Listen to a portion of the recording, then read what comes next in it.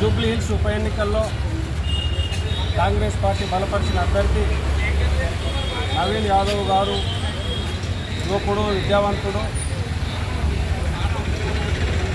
అతన్ని భారీ మెజార్టీతో గెలిపించాలని కాంగ్రెస్ పార్టీ నాయకత్వం మమ్మల్ని ఇక్కడికి పంపించింది.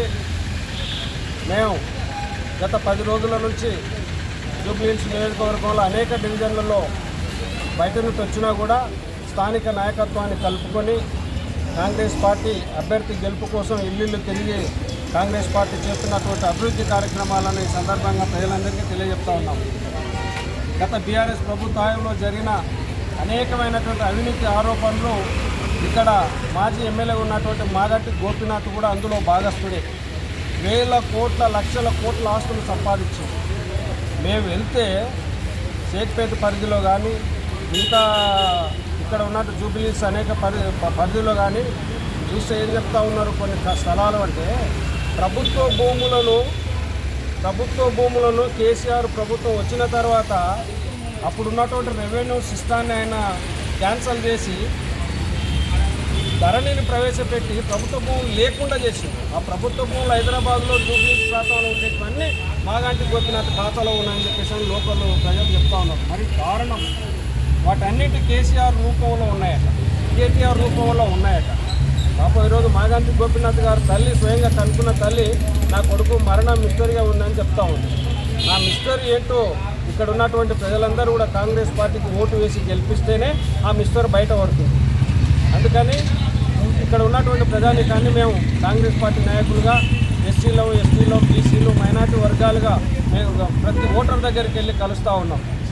ఇదే సందర్భంలో ఇందిరమ్మ ప్రజాపాలన వచ్చిన తర్వాత రేవంత్ రెడ్డి గారు ముఖ్యమంత్రి అయిన తర్వాత అనేకమైనటువంటి ప్రజా సంక్షేమ కార్యక్రమాలు తీసుకున్నాం.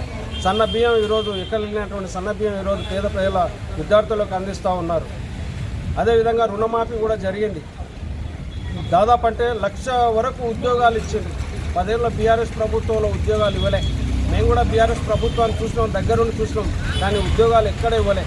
గ్రూప్ 1 ఉద్యోగాలు, గ్రూప్ 2 ఉద్యోగాలు, అనేక రకాల ఉద్యోగాలు, ఉద్యోగ ప్రమోషన్లు కూడా కల్పించిండు రేవంత్ రెడ్డి గారి ప్రభుత్వం. ఉద్యోగాలు ఇచ్చిండు, ఉద్యోగ ప్రమోషన్లు కల్పించిండు, బదిలీలు కూడా చేసిండు ఉద్యోగులకి. అదే లెక్కన పేద బడుగు బలహీన వర్గాలకు కూడా ఇందిరమ్మ ఇళ్ళు కూడా మంజూరు చేస్తూ ఉన్నారు.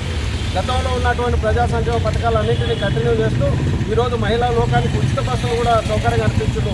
కోటాను మంది మహిళలు, చాలా చైతన్యవంతమైన మహిళలు, ఈ మహిళలు ఉచిత బస్సు ప్రయాణం వల్ల దేవాలయాల ఆదాయం పెరిగింది, ఇతర వ్యాపారస్తుల ఆదాయ మార్గాలు పెరిగినాయి, తెలంగాణకు అనేకమైనటువంటి అభివృద్ధి మార్గాలు కూడా కలిసి వచ్చినాయనే విషయం మేము లోకానికంతా తెలియజేస్తాం.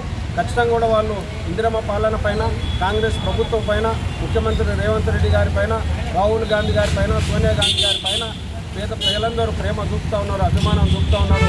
కాంగ్రెస్ పార్టీకి భారీ ఎత్తున ఓటు చేసి గెలిపిస్తామని వారే చెప్తూ ఉన్నారు. కాబట్టి ఇక్కడ జరిగేట్టు రేపు మంగళవారం రోజు 11వ తేదీ జరిగే ఎన్నికల్లో కాంగ్రెస్ పార్టీకి ఓట్లు వేయాలని చెప్పేసి సమస్త జూబ్లీ హిల్స్ లోకానికి సవినయంగా విజ్ఞప్తి చేస్తూ ఉన్నాం.